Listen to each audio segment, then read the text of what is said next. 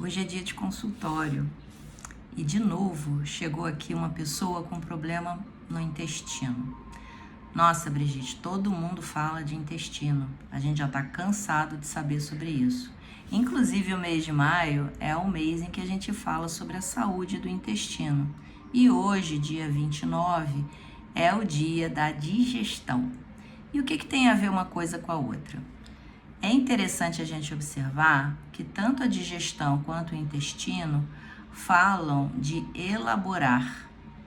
Elaborar alimentos, sim, mas também elaborar emoções e elaborar experiências, né? Quem nunca, quando viaja, esquece onde é o banheiro, né? Ou quem nunca, quando recebe uma notícia um pouco mais forte, precisa correr para o banheiro, né? E essa paciente, ela veio com uma história de diarreia, uma diarreia que não parava, que já passou por um monte de médicos, por uma porção de questões. E aí a pergunta que eu fiz a ela, depois de toda a anamnese, depois de avaliar todos os exames, eu perguntei a ela qual era a relação dela com a mãe dela. E ela me olhou estranho e falou: minha mãe, o que isso tem a ver? Pois é, tem tudo a ver. Porque o nosso corpo, quando a gente é criança, ele aprende a conhecer o mundo e a absorver o mundo através do corpo.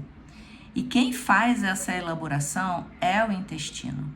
E quem é a pessoa que está mais próxima da criança ao longo de todo esse processo? A mãe ou a pessoa que representa a mãe, né?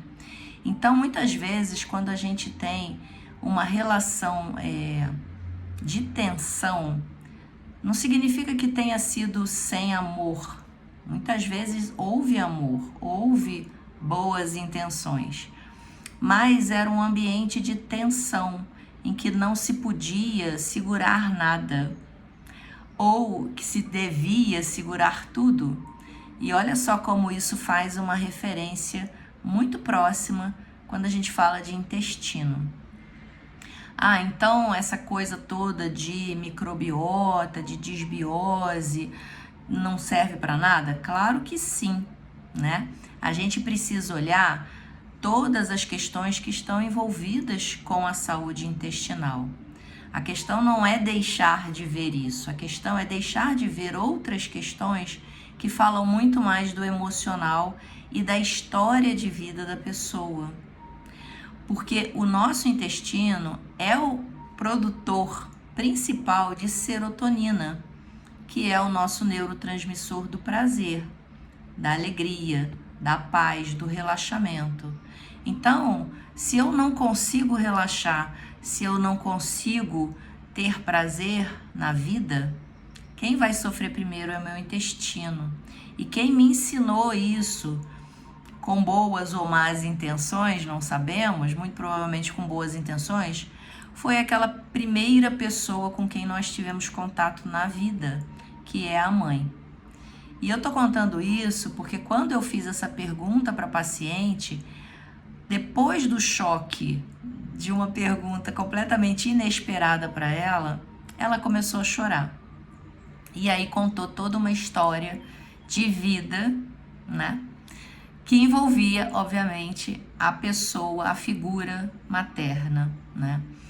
Então, obviamente, eu não descartei as outras questões fisiológicas de disbiose, de alimentação, né? Tudo aquilo que a gente sabe que está envolvido com a saúde do intestino e da digestão, mas eu também pedi a ela para reconstruir os laços com a mãe, mesmo que a mãe estava ausente já era uma pessoa falecida, mas para refazer esses laços, refazer o laço sentimental, né? Por pior que tenha sido a sua mãe, foi ela quem lhe deu a vida, né? E é por ela que você está aqui. E ela, quando retorna, então hoje, ela mostra uma melhora muito significativa do fluxo intestinal dela, do ritmo intestinal. Então fica aqui a dica, pode ser que o seu problema intestinal, estufamento, gases, intolerâncias, alergias, constipação ou diarreia não seja só uma questão fisiológica.